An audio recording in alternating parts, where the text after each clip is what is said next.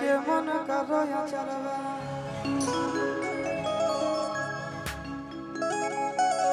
कि अगे भोरे भोरे आज कैले ही फोन अजीत यादव जी के तरफ से बहुत बहुत पुरस्कार कि अगे भोरे भोरे आज कैले ही फोन आए ते जरूरी रहो गाँव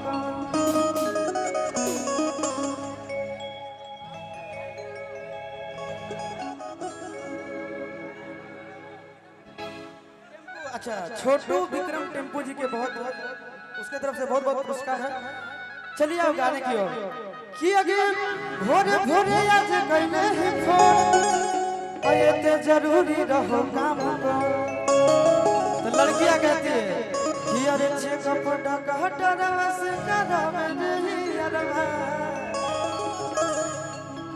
खाई के मन करो जरवा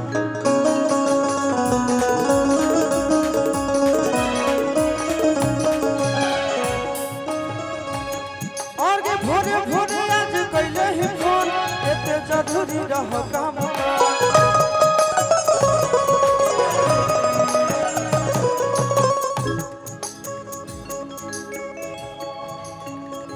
ए भाई रुको हो नाम नहीं के सुनाई पड़ो प्रदीप कुमार प्रदीप यादव अच्छा हाँ दे दे भाई दे दे के बार दे दे नदिया के तीरे तीरे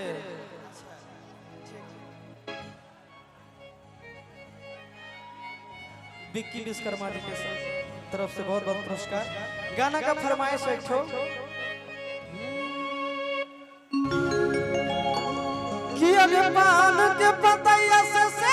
दूंगा सैया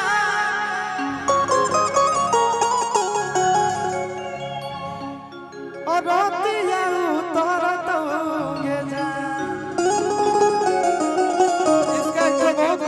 लाइन वायरल हुआ था चुना कौन सा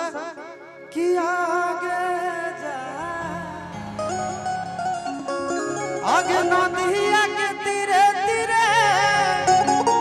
घूमई तो धुइया धीरे धीरे कपालवा फहरत होगे जा।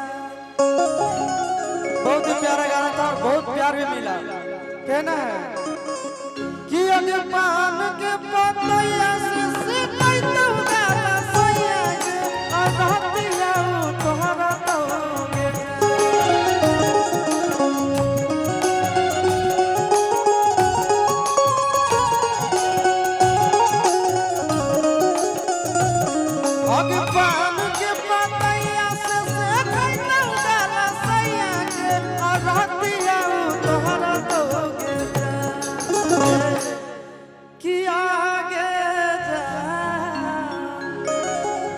नदिया के तीरे तीरे धुमई तो धुइया धीरे धीरे कफानवा फहरत होगे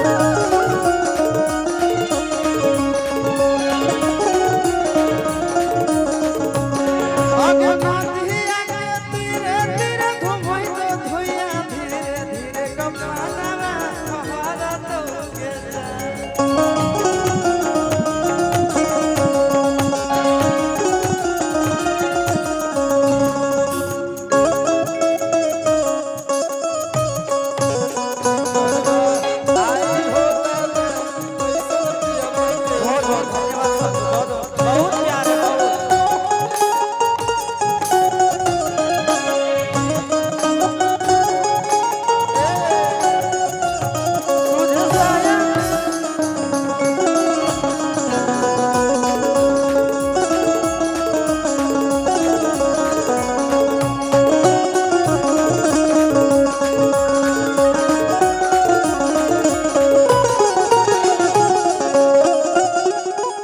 होली के बाद बजता है जो कि आप लोगों का प्यार है ऊपर छूके कोई को सुने है ना बहुत बजा था गा दे बहुत अच्छा गाना था।